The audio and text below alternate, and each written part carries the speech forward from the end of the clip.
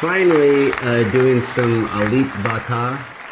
This dude is awesome. He's got millions of views, and one of my favorite things in the universe is solo guitar, where you play melodies and chords and bass lines at the same time, which I assume that he is. In case you give a shit, and you probably don't, I been playing guitar for too long.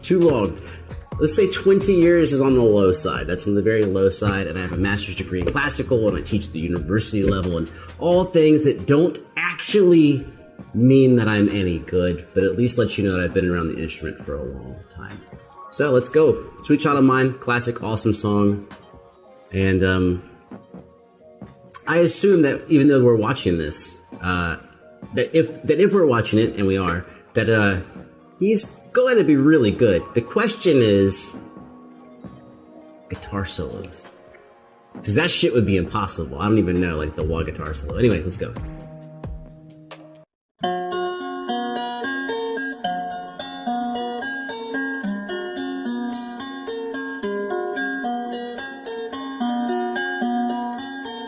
I can tell you immediately a couple of things about this dude. Immediately. One, his left-hand technique is awesome, and how you can tell, in case you ever want to check yourself in the mirror, is whether or not your knuckles are technique. But if you want really good hammer-ons and pull-offs, you're going to need that. Plus, he's also holding his bass notes a little longer. So over here, when he's using his third finger, he actually held it for a little second longer, which is a nice attention to detail. Let's go.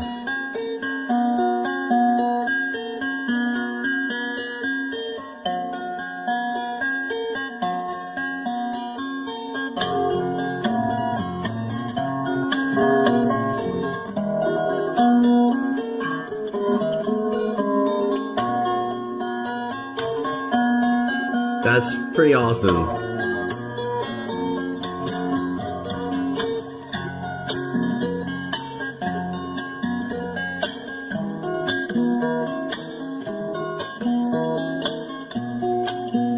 That's a fucking excellent job.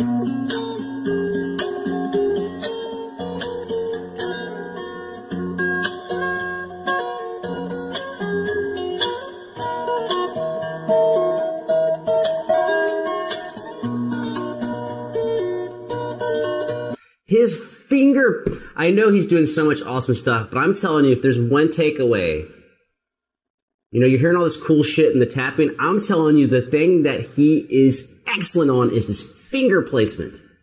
His finger placement on his fretting hand is perfect. Perfect.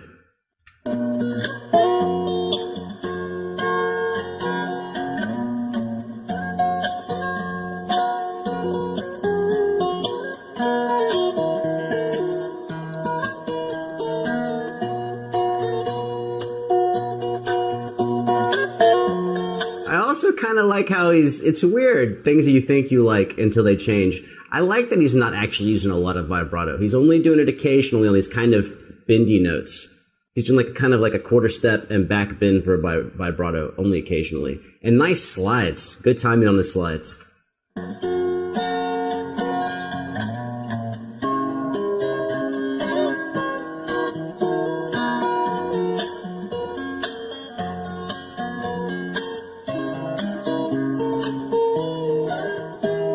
There was one of those slide bends, right?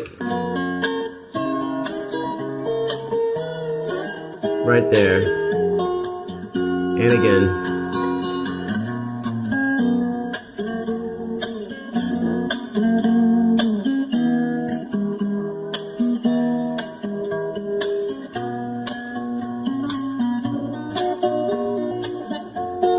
That was sick as fuck. Right there, where he went to slide up and he changed his fingers to maintain the bass notes.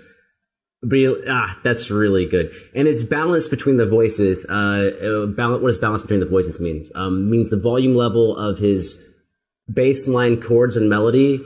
Not only is he playing them, but the balance between them, they're all like a nice volume level.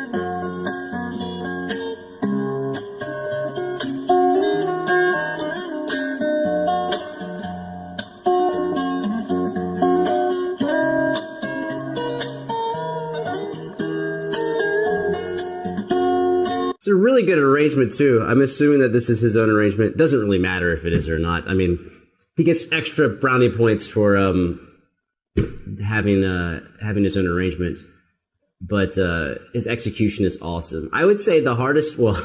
I would say the initial hard part is actually figuring out which key you're gonna play it in. He's using the third fret because he's using a lot of open strings, which is key to making a structure like this work.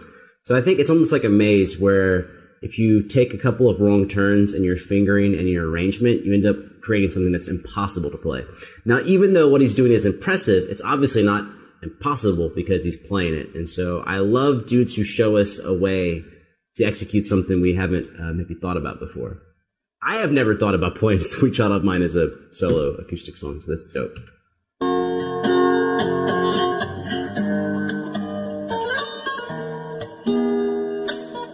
Uh-oh. This is where that wah solo comes in.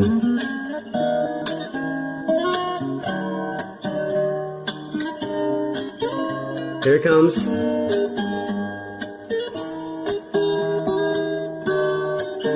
It would be like right in here. It's coming up so close.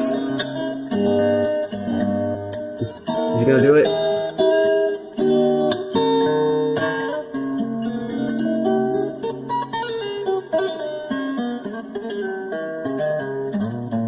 Okay, he did a really tasteful set of diminished runs. Those are all. It's on a dominant chord, so you can use diminished scale, because if you take the 3rd, 5th, and 7th of your dominant chord, you get a diminished chord. That's for you music theory people out there. Nice evenness with his rasgueados.